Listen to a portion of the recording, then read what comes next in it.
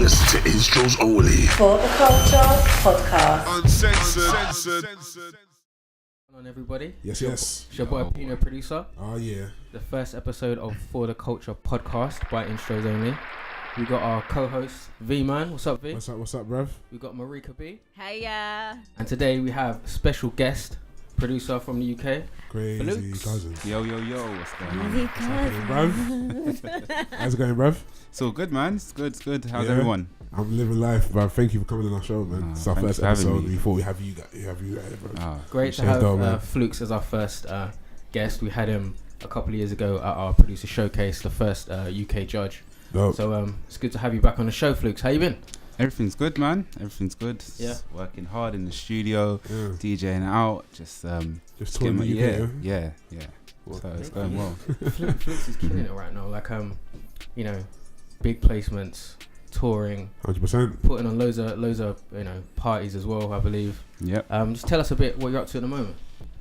Well, I'm just working on a second single for Warner, because the first one was No Way featuring Lily McKenzie, Young Bane, Nice. Mr. Easy. So that's done really well. It's Nice. exceeded expectations.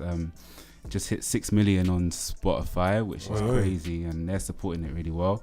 So now it's just a follow-up, looking for the second single, Yeah. something along the lines of funky, Yeah. a bit like Afrobeat style, but Nice. still trying to like keep to the original style, which Crazy Cousinz is best known for. Yeah. So, Yeah. but with a modern twist to it. So that's the plan. So trying to get something out before the summer, so it does well over the summer.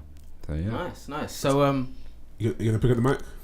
pick up the mic. Yeah. Start.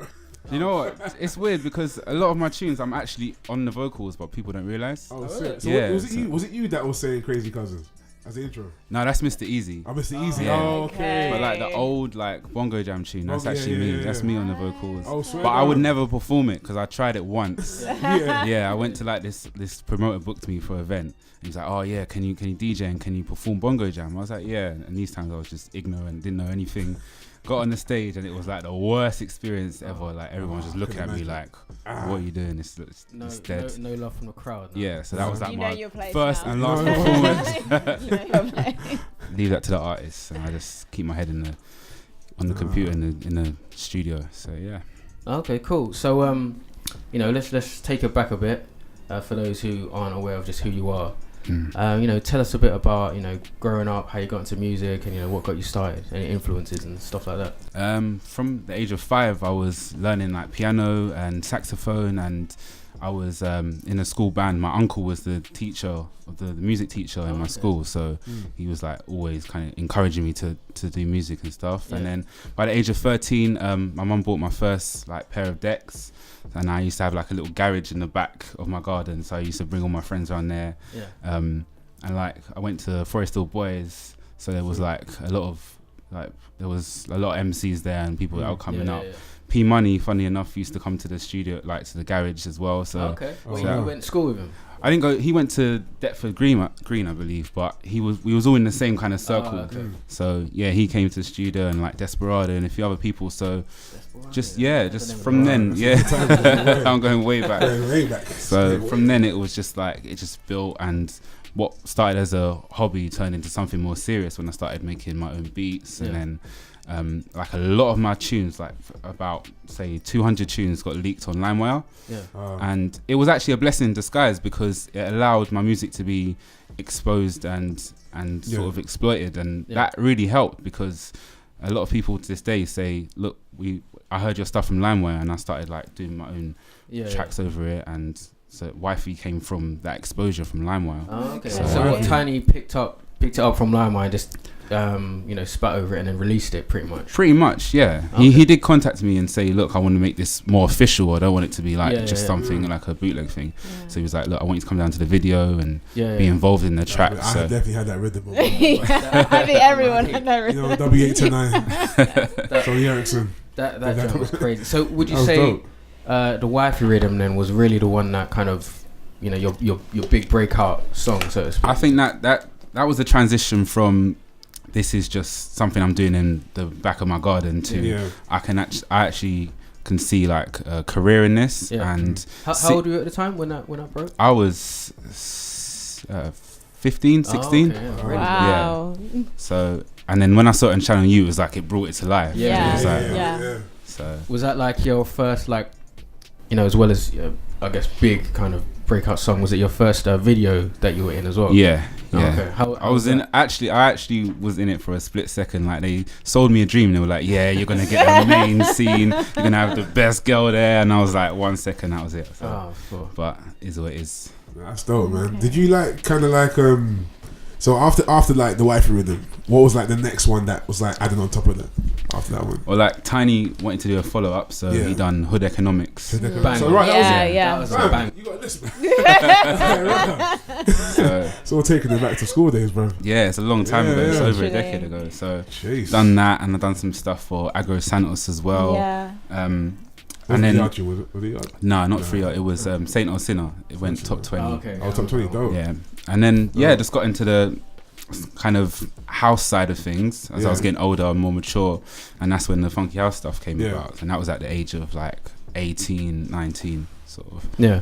Dope. So tell us a bit about the transition into Crazy Cousinz. You know, so at this point you're just making beats on your own, and then what you hooked up with. You know. So there was 4 of us in the group. It was my cousin, and there was like 2 other friends. Cody, who's Styler G's little brother. Oh, okay. So he's like super talented, and my friend Clay from like from first year of secondary school. Okay. And we just a collective. We were just like young. We just wanted to try something different, and kind of all came together, and it just worked. Like I was producing tunes, and they would come to my DJ sets and stuff, and then we kind of just it just grew and grew, and then like we was getting booked in like Birmingham and Manchester, and it happened unexpectedly. It was something that I didn't really see. Like once when you're in that sort of view, you're kind of an autopilot, and you're just making music because you enjoy doing it, and then you're seeing it's like you're seeing it blossom into something that you didn't really see before. So it kind of just happens naturally. So. Okay. So like at this point, were you doing it like full time, or were you working? Were you at school still, or what was the kind of, you know? I was just starting uni, and then I'd done my first year at uni. Yeah. And then it was like a real like sort of like dilemma between, do I carry on doing this degree or do I take? I was doing what was it? Music engineering. Okay. Sorry, not even no. It was electrical engineering. So I thought it was gonna be music engineering, but they didn't cover it at all. And I was like, this is not for me. This is dead. So was it the ones where like you already knew what you was doing when you was like, because you had a musical background? the first day I got there, I was like, this is not for me. But I'm just gonna try and. Was the lecturer just all bored? And it wasn't. I hear that. It was So did you finish it? Did you finish uni, or did you? Well, it's supposed to be a 3-year degree, but like the first year I was like, this isn't right. And you know when something doesn't feel right inside. 100% something like this. So I kind of all just that money for it. Yeah, like, it's exactly. Yeah. So I just 3K back then. Yeah. So I thought, you know what, I want to take this music thing seriously. At the same time, I got asked to do a show on Rinse FM every Wednesday. So it kind of just fit. It was like a gamble, but it kind of fitted into place. Yeah. So I guess you just went with what felt right for you at the time, right? So. Yeah. That's the best thing, bro. Yeah, I was gonna say again. So what was like the first hit that you could say? Okay, not first hit, but like, you know, when you knew that Crazy Cousinz, when you guys formed, then you had your first breakthrough. I think it would have been Do You Mind, Kyla, Do You Mind. Sick. Yeah. Sick. And that was actually a track that was given to me. The acapella was given to me by Kyla, and she was like, "Can you do something with this?" And did you know her prior, or she just hit you up? Yeah, she's my cousin's wife, so it's like like it's all in the family. It's a family affair. Yeah. Yeah. So I was like, I have to do it. I have to. Yeah. Do it. And kind of and it did take a while to kind of resonate with people. It wasn't. It was. There was nothing really similar to it at the time. Yeah. No. So it took a while, and then it kind of caught on, especially in like Napa when everyone went over there at the time, like 09. Is it 09? That was a funky answer. Right? Definitely remember Tiger Thursday nights. Yeah. Yeah, it was taking me back. That's so yeah, and that was kind of the breakthrough, like kind of the commercial levels, and it got on Ministry of Sound and like other compilations and stuff. So did you know at the time, because you said, you know, it took a while for it to catch on. Mm-hmm. Like when you made it, did you think, you know, this is something different, it's gonna, you know, people are gonna love it, or what was your gut feeling about the track? Do you know what, I think it's hard to like for any producer or even an artist to make a tune and feel like this is gonna reach my expectations, because it's always the tracks that you think are gonna do well that don't necessarily meet your expectations, or vice versa. So the ones that you kind of forget about, and people are like, oh, I love this tune, and to you it might not sound like it's great, but it's so it always catches you by surprise. So when I made the tune, I kind of just like, you did it before. It is what it is. Let's throw it out there. Yeah, fling it out. Give it. We done some dubs for people, but back then it was a lot more difficult to get your tracks like heard on a wider scale, because I didn't know many people. And you have exactly. So it was just something that kind of just took a form of its own, just by a bit of luck, and also just it's organic, playing in the clubs and stuff like that. Yeah. Okay, that's good. So I know one of my favorites from you guys. I'm not just saying it because of the moment, but I'm just saying it right now that I think Inflation, what you guys did was probably like the best, in my opinion. 'Cause I remember like the energy levels with that beat. Yeah. And if that, I still play it to this day. So, sick. Especially where it was like, it was an instrumental. It was instrumental, yeah. So that was almost like a 9 I just remember mix. one rave, I think it was Choice FM's event. And everyone was just like doing this in the air on Inflation. I was like, this is crazy. What have I started? Inflation was, mate. I remember I used to be like a little house like DJ that go to they call it shubs back then. You know what I mean? Still now. You know what I mean? So I used to play that and just roam about, but it's the fact that you can play that and leave it on for like a good 12-30 minutes. It was dope. But yeah, man, I just wanted to let you know that tune that a lot to me. But yeah, man.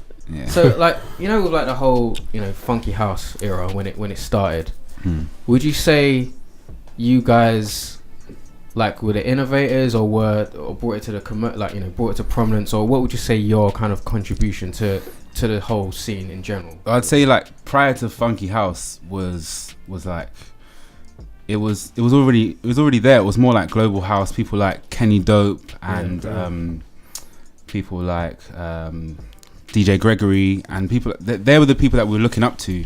And even Wookie, and they were doing that kind of house before. And brother went to my school, by the way. Shout out to Simon Chu. So that was like our inspiration, and then like the UK kind of took their own style on it.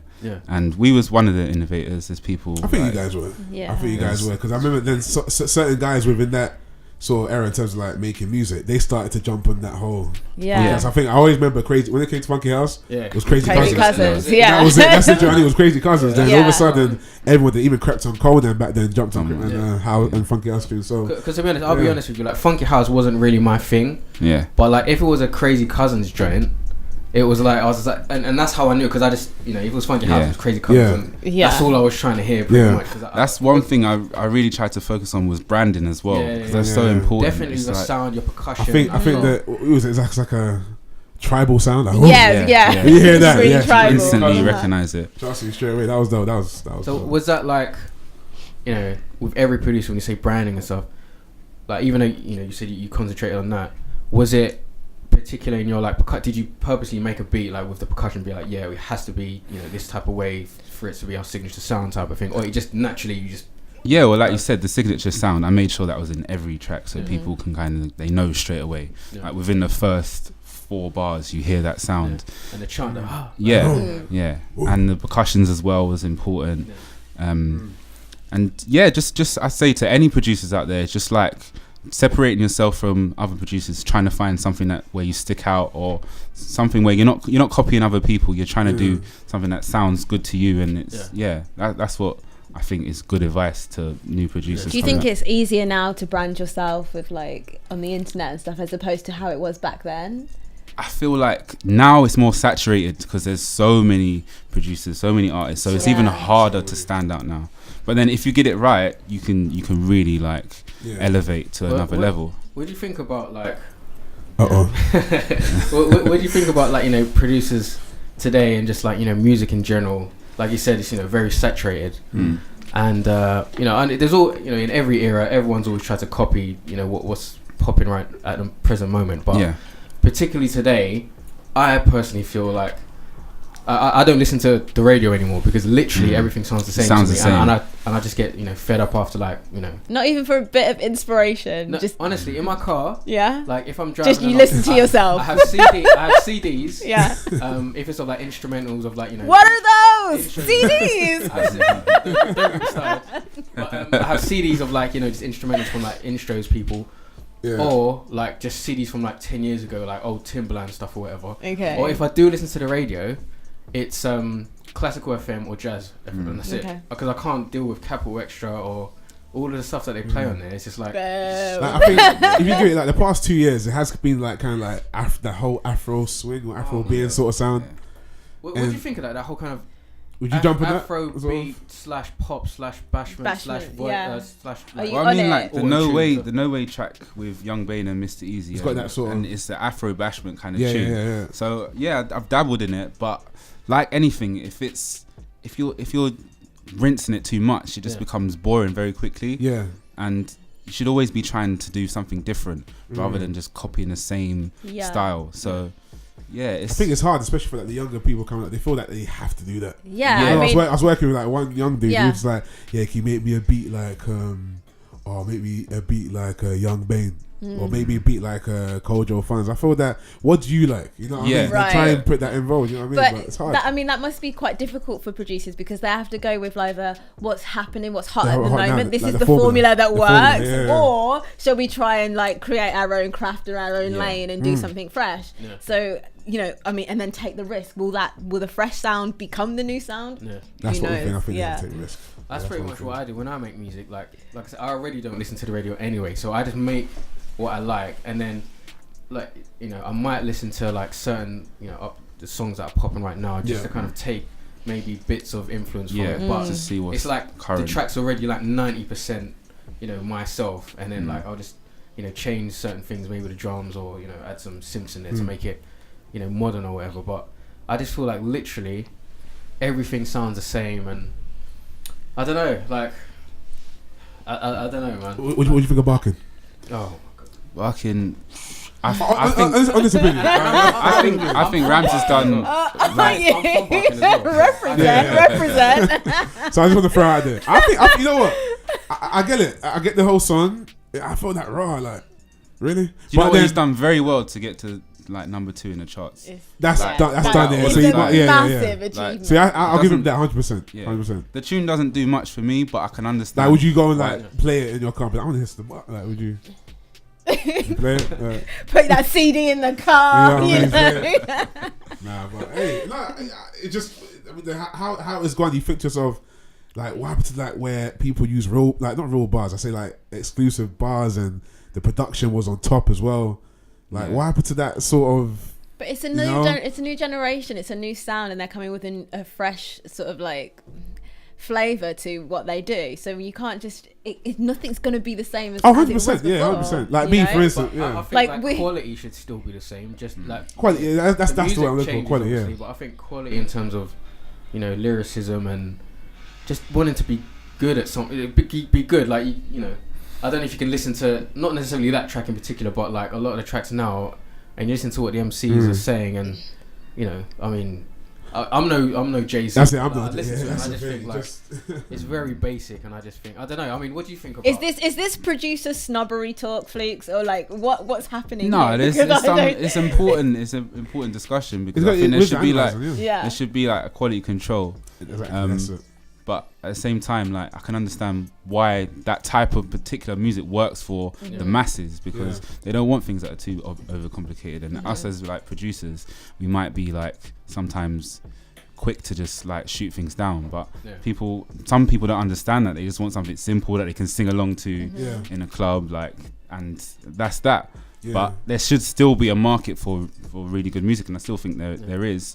But it just seems at the moment, like the time period that we're in at the moment, that's just doing really well. That type of like music. Do you think is- like good music or more complicated music or whatever is pushed enough? Like the tracks. We were just talking about I still think there is. Like there's so many great artists out there that are getting the recognition that they deserve. Who are you feeling right now? Would you say is like the top your favorite artist? Like I've always been a Kendrick Lamar fan. Like I love Oh, Kendrick. dope. So Kendrick Sick, Childish Gambino. Was he? Yeah. He was here the other day, wasn't he? Kendrick. Yeah. Yeah. Did you go? No, I wanted to, but the tickets were flipping But I think I saw expensive. the whole concert. It was on my Snapchat, so I think I saw the whole. Oh, right. You know what I mean? I saw the whole. So no, but yeah, that's dope. That's dope. What was I say again? So basically, you know, a certain person called Drake sampled "Do You Mind." Yeah. Where did you like? How did How- that come how did about? that come about? Like, how You know did what I he mean? even find that track and like, how did that? I don't know. happen? There's been mixed stories. Like one story that is Yeah. he heard it on his, like, he has an OVO radio station out Yeah. in Toronto, and apparently like one of the DJs was playing the original out there, and he heard it, and then when he came back to London, he heard it again. So it was Yeah. kind of like he keeps on hearing this track, like Yeah. he wanted to do something with it, Mm. and I actually got the phone call from like Kyla's management. They were like, "Oh, someone major's kind of like done a remix of your track. Like, do you know who it is?" And I had no idea it was Drake. I didn't You have a just clue. knew someone major's gonna. He just said someone major's major, gonna yeah. like Yeah, go on yeah. it. And I was like, can we hear it? And they were like, no. Oh, but it's your yeah. thing though. That Yeah. one. You know what I mean? I was like, Wow. what? Can we hear it? Yeah, you Like, can't hear it. They tried to like, they were like, can you send it to us? Yeah. And they were like, no, like all this stuff gets leaked. Oh, So no we found worries. out it was Drake, and like I heard like a little snippet on the phone, like literally like 10 seconds. How was Wow. that? How was that And I was feeling? like- That knowing that probably the biggest artist, you know what I mean, just doing that over the track. It was that you crazy. did, I was you know still what I in mean? shock, and I think Like, even to this yeah. day, even to this day, you're probably thinking Yeah. of that. And then it came out. That was on Friday, and then it came out on Tuesday. So wow. it was Okay. like The turnover was really Yeah, quick. it Like, was how crazy. did you? Yeah. it was like, look, he's done this track. It's Yeah. coming out on Tuesday, and then that was it. So That's it dope. took a while to like. For me, the tune didn't captivate me straight away. Like it So took you kind of had to listen to it more. yeah, to it understand, took a to while, and feel then it. because I'm obviously Yeah. used to the original. Yeah. And Yeah, yeah, slowed yeah. it down a That's lot. right. Yeah. But yeah, it was crazy. That's dope. Yeah. Man. So How that- did Kyla?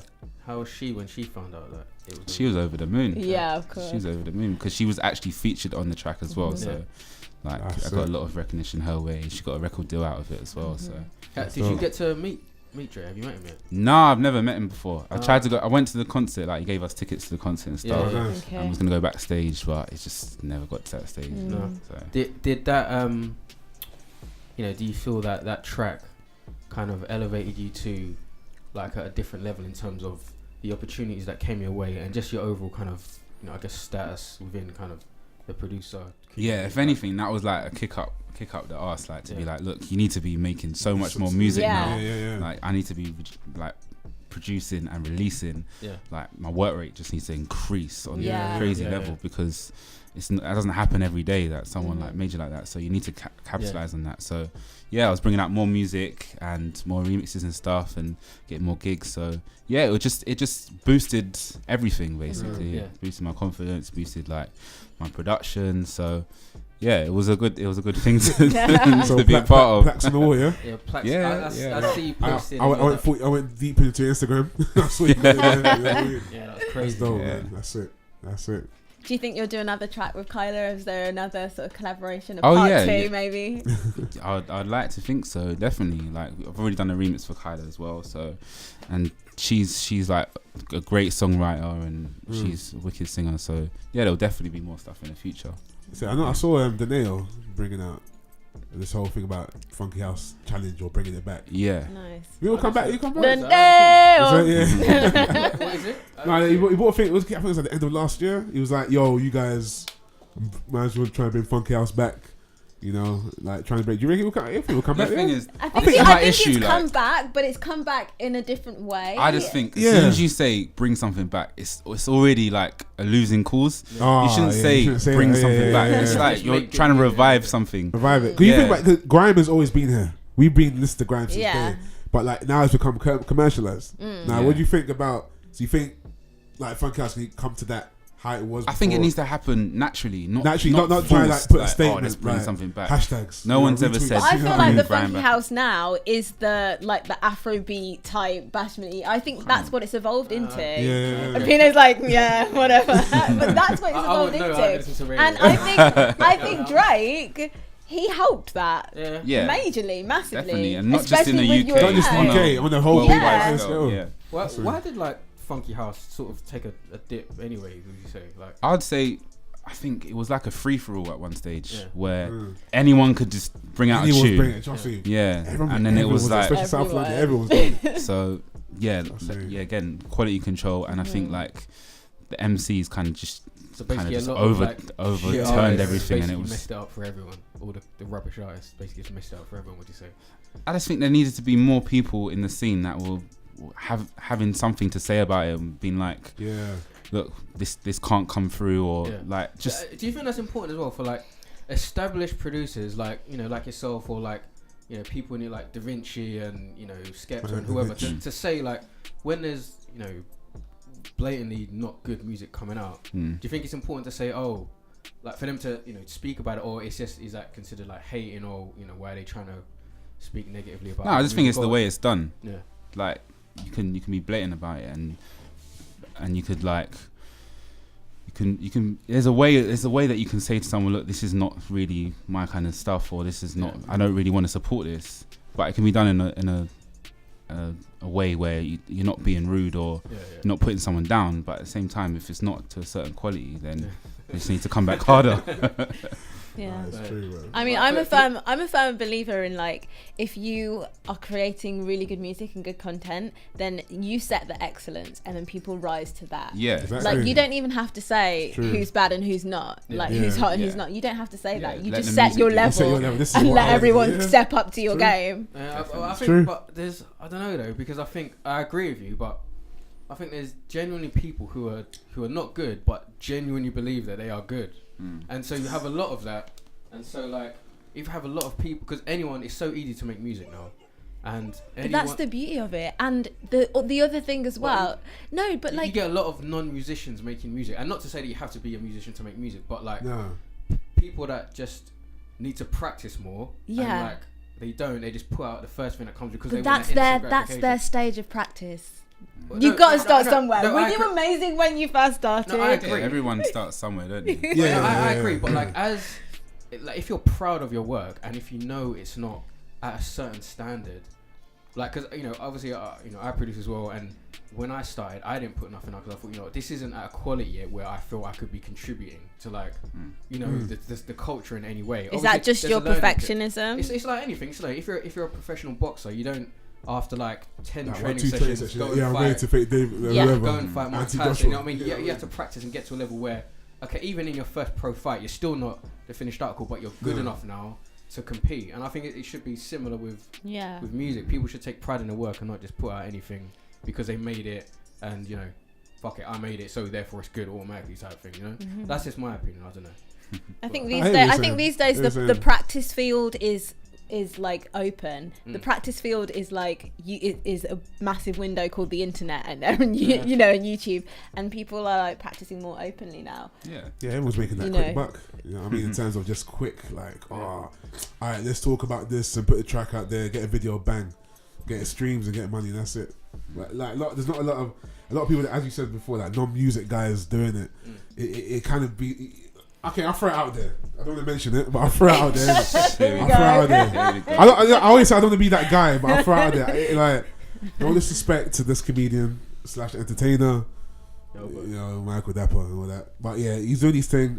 He's from the ends, and he's from Croydon. But in the fact of like for that song to come out and say anything on the track, while there's people who are struggling to even get their tunes heard, and they actually, spray like good lyricism is actually on point. You know what I mean? It's like, I can't explain it. Doesn't it get you kind of make you a bit angry? Yeah, but the thing with Michael Dapper, he's not trying to be. He's not trying to be like the best rapper. He's actually making a parody out of it. But it's worked, and that's his angle that he's taken. And after that, but people have now gone to do that type of music. You know what I mean? It feels like, okay, that man's going through that lane now. It's a new niche. Hey, he created a new genre. That's fantastic. I don't know. I don't know. Maybe I'm thinking too much into it, but yeah. But I suppose it goes back to what Flukes was saying about branding and like how people like Michael branded himself 100%. as a comedian, and he 100%. built he cultivated his following that way. 100%. Yeah, if he tried to make himself look too serious, it wouldn't have worked. Yeah. People Well, wouldn't Ruben's have going liked around it. making the It second was track. funny as a like you know, a comedic like skit. And he did it when so I first well. watched it, I thought it was hilarious. I love it. It's like, is that, you know, Is this where we at? is this the streets right now? Like, do you know what I mean? Like, this is what's hot now. So I don't know. It's just. Is what it is. I feel bad, man. Flukes is looking at me like Is that what? he's mad diplomatic. Flukes is No. Like, even like in America, like he's done really well out there as well, because Yeah. people think they're taking him serious out there. Yeah. That's mad. Like, That's that's mad. Like you've got, you know, guys like Avelino and other guys out there. But hey, I think it's a good thing for, you know what? He's like actually, I say he's carrying the flag. Yeah, In terms of for like Croydon. British culture. Yeah, it's from Croydon, you know what? Don't shout out to everyone from Croydon, you know what I mean? That's Croydon time. But he's carrying that flag, so people look at our culture, because I think our culture is growing, man. For Our sure. culture is definitely growing, so I Yeah. think it's a thing where it's a good thing. You know, maybe I look back at it as a good thing, but because I'm a music head, I like Yeah. to hear good lyrics. Mm-hmm. I like to hear good production. You know what I mean? So There'll always be that part of you that will love that. But I mean, even in the kind of like American industry as well, the music industry over there. Yeah. They come out with like Superman and Go, and you know, but they have their own They have their little own like thing. twists on some funny guys say funny Gucci tracks. Gang for like Exactly. 28 times on the track. And we should be proud of ours. If the beat goes Yeah. scrap, then we love it, right? You know. I guess. Yes, bro. But yeah. More love for Michael Dam. So because we come from like the production world, what are you using? I've literally gone through everything. I've gone through. Cubase. So I started on Fruity Loops. Yeah. Shout out to Then I Flukes, went to Reason. That's That's like the natural evolve, isn't Yeah. it? You It's wanna like believe- quite you want- organic. Sorry, hand clap for that. You wouldn't believe though. You wouldn't believe that I'm actually using Reason right now to record this podcast. So I'm a Oh, Reason sick. head. Do people still use Reason? What? But I thought that was Living like. proof. I'm Living using proof. Reason 9 to this day. I'm using it right now. Wait, which Reason are you using? Reason 9.5. Wow. And but, you know what? With Reason right now, we've got a Living VST. proof. They actually now imported VSTs in there. Oh, okay. Because Imagine, before so it was it's like like an official It's rewired. like Oh, an no. official door, yeah, official now. You know what I mean? Yeah. But yeah, Yeah, after Reason was sick. Like I love Yeah. like the interface of Reason. It was, Yeah. It was like actually being like in the studio. The studio, you can yeah. flip round all the connect analog different stuff. sort of instruments. Hey, Reason's my love, bro. Yeah. I was Fruit Loops, but yeah, we're using that. So then I was yeah. using Logic for a Okay. little while, Yeah. and then I've moved on to Ableton now. Ableton. Oh, Oh, Ableton's everyone's yeah. using that, you know. Yeah. Never Cubase, no. Yeah, I use Cubase Cubase, like school days. in school days. Let's Yeah. go. Trust me. That's what you learn on. Trust me. And like I think I know maybe 3 producers I've ever met in my life that use it. No one seems to use it. Well, I went to studios in Ghana. They're using Cubase, bro. Oh, is it? Hard. Yes. Like they use it Really? hard. Some of the Afrobeat scenes they're using That's what Cubase they're hard. using. They use Nuts. Cubase, yeah? Oh. No, the Cubase is still going strong over there. Yeah, in Wakanda, yeah, using That's using Cubase in Wakanda. Wakanda Cubase. That's what they're doing over there, bro. That's what they're doing over there, but it's dope. That's dope. So Ableton, yeah. Who are you know, you mentioned some of your biggest influences when you're, you know, making like funky house and stuff like that, but I assume you listen to like hip hop and R&B growing up as well. Like, who were your you know, major Like, influences producer wise that you looked up to? Like you said it before, actually, Timbaland's like Oh, you said, yeah. he had the CDs. Timbaland, he was just like This guy our is number a one. god. Yeah, He's the guy. Hey, see, his he's in the productions comeback. was sick. He was doing stuff that no other producer was doing at the time. He was like just doing things that would have been at the time seeming as like a bit different, so like left wing, like to, to what other producers were doing, but he was getting away with it and it sounded wicked. Like especially like the artists that he was bringing through as well. Yeah. Like Yeah. Aaliyah He could bring the most Mm. random Missy artists. Elliott, yeah. I think what he did the whole Blah, thing with blah. Justin Timberlake, yeah. Nelly Furtado, Yeah. that Oh. sort of that was, yeah, man. 100%. And that's was what dope. makes her like a producer rather than a beat Beat maker. maker, exactly. Someone who can Exactly. just bring all the elements together Exactly. and like let it just come to life. So yeah, So Timbaland like, was sick. in no order, would you have like a top 5 producers? Top 5. No order. No It's order. like, of course, Timbaland's one, so like 4 more. Yeah, Timbaland. Say even Kanye West, sick producer. Now, 100%. it's good for you said that because we had a debate while we was trying to set everything up last week. I said my top 5, and I had Kanye West up there. Yeah. And he, what did he say? It's different though. Like if you're talking about like my point was if it's the great, like, cause you know, if it was the greatest of all time, like 5, like I won't put Kanye there. If it's like my personal top 5, then you know, fair enough, because it's a personal thing. But yeah, I won't put Kanye West in the top 5. You know, greatest I think it all- gets of all shadowed though time. because of his because he's known as an artist. So you tell me the productions he did on Come college. on. Oh my gosh, college dropout. I don't know. I won't put him in top 5. Fair enough. I guess. Okay. But yeah, who? Yeah, so Kanye West. Kanye. And even like some UK producers like Nano. Nano Road. Yeah. I've listened dope. to him since MySpace was hot. Kid. You know what I mean? So yeah, he's doing these things. He's done a lot of stuff with Drake. Yeah. Skepta. Yeah. And then even like house producers like Eats Everything. He's wicked. Like, there's so many. There's so many out there. Did you ever go through your when you were kind of looking up to these producers? Did you ever go through your fake Timberland Beats days when you started out? I think everyone does. Yeah, I think you have to be a fan of the music to be a producer. You need to like be listening to so many different types of music and getting inspiration. I used to like get my mum's old CDs of like just old music, like the Motown stuff, and be sampling that. So going through different phases, like the Neptunes phase when I had like the same drum kits, the same fake guitar that you used and got away with it. Yeah, but and that's what you start to get your own sound by listening to other people's music and then just like, having your own take on it. So awesome. Well, so Flukes, what's next for you in a foreseeable future? What projects you're working on? You mentioned a track with Young Bane coming out, but what else you got going? Oh, the track with Young Bane's out already. Oh, okay. So that's the one that's like doing well on Spotify and stuff. So trying to get another single of the same kind of level, and then just hibernating in the studio. Just lock yourself in 5 beats, 20 beats a day. Exactly. That's the thing. Because obviously you're like an established producer in the UK. Like, when you're sort of work with these artists, is it more them coming to you and getting you to do work, or is it you reaching out and saying, hey, I want to work with you? How does it usually work? I think it works both ways, Yeah. I think no matter how like unknown someone is or how big they are, like you shouldn't feel like you're not reachable. Yeah. Like you should. I should be able to message anyone on Instagram or on Twitter and reach out to them. Never feel like you're smaller than that person or you can't reach out to them. And I think that's very important, because a lot of people might get stage shock, or like they feel like they can't kind of open up. So just working with anyone who's got talent, who's got like the ambition to do stuff, and I think it's also important as well is like getting a team where you feel like you're happy with, maybe a few songwriters, that's true, like even working with other producers, collaborate, and just doing that. And then once you got that strong team, it's like a conveyor belt. You can work on to get the mix downs right, get the masters. So have you ever had any like bad or like funny experiences in the studio where like an artist has come in and they've just been like a complete asshole, or like I've had some divas. I will not say names obviously, but some serious people divas that we would know, like well-known people in the industry. They're known, but I'm not gonna say You can't like people that are like, I want my mic to have reverb and auto-tune on it, and it's got to be compressed, and this all has to happen like now. I'm like, look, we just got into the studio. Let's just relax.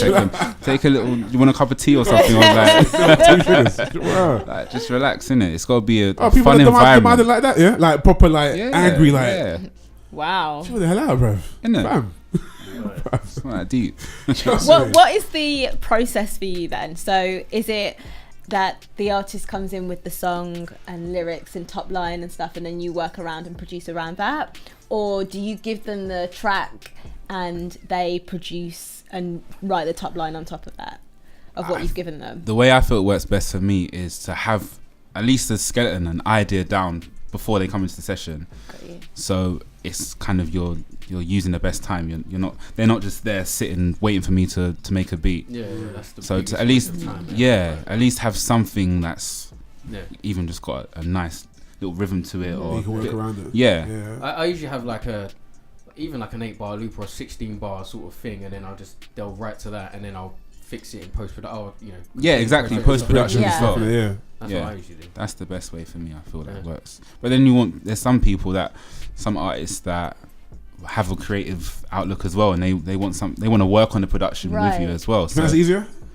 No, find that's that's really annoying. It's just like, I think, yeah. let me do my job and then. That's what yeah, I feel because like. then you So can you work at think your that own it should pace. be quite separate like that? You shouldn't. Yeah, That's what I feel like. I Yeah. feel like because I think like I wouldn't sit there and tell an engineer how to mix. You know what I mean? Okay. Like, I wouldn't be over his shoulder and be like, oh, can you? I'll be like, But look, what here's if the that beat. artist says something that's really like beneficial to No, you, and you're I'm like, okay, I'm here for like. you need to absorb I'm that. open to like obviously suggestions and whatever, but like literally when I'm making it, let me finish it first, and Yeah. then you can add stuff. Or Okay. Take stuff out rather than while I'm doing it. Oh, can you put this in? Take it.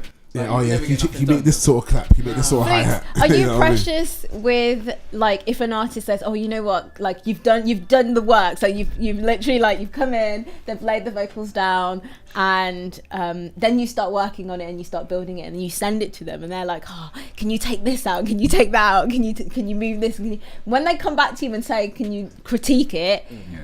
How do you respond to things that they want to change? Are you open to that, or are you a bit precious Yeah, about it? you have to be open to it because, like the environment we work in, you're not going to get anything done if you're not if you're just standoffish or you're not Yeah. willing to make changes. You're going to find yourself with like no one to work with, no music out there. You have to be open. And at the time, it might seem like, oh, this is annoying, like so many changes to make, but on the grand scheme of things, like someone's gonna have their way of how they hear it, and you're gonna have your way, and that's the whole point of having a collaboration, Right. Yeah. because you're working with other people to make it sound the best it can sound. So, from the get go, yeah, it's annoying because like some people can be really like picky about things, and you're just like, Yeah, he changed bro, that. Changed just- that. I've worked. I like me because I like to sample a lot. So if Yeah. one guy came to me and was like, "Yo, brother, I beg you try and flip that up," then I can take it from there. That'd be dope. Yeah. But for you to be like, "Yeah, make me a beat." All right, yeah. Put that. It is. I think someone being there and making the beat with you is pretty hard to manage, Yeah. in my opinion. But sampling might be a bit different. But yeah, man, not me. I think if I have like a good 8-bar, 16-bar loop, that's ready made. They got 10 beats in the folder, then we're good to go, man. I feel that way. Come on, man. Yeah. Bruv, thanks for coming down, man. It's been Appreciate a pleasure. it, bruv. Thank you for Appreciate having me. it. It's been sick. Where's the next show? Like, DJing, I'm right? playing in Cardiff for a event called Cirque du Soleil, and they do all this like crazy sort of circus stuff and like Oh, okay. Yeah, Oh, wow. sick and like Yeah. just Yeah? like crazy jungle things. And You like to put so the that's kit on? You gonna start doing acrobats or no? You just I'll leave that to you, man. DJ in a leotard. You know what I mean? I'm in some hospital in Cardiff somewhere, but trust me, everything broken. But yeah, thanks for having me. It's been sick. Nah, cool. Great to Sick, have you, man. Flukes. Yeah, I'm sick. thanks for Appreciate it, coming bro. down, Flukes. You know, you're obviously welcome anytime. Again, welcome to our showcase as a judge anytime as well. So, you know, look forward to having you in the future, Okay. Flukes. Sick. Nice one. Thanks, bro. Appreciate it, man. Thanks. Thank you. You now listen to Intros Only. For the Culture Podcast. Uncensored.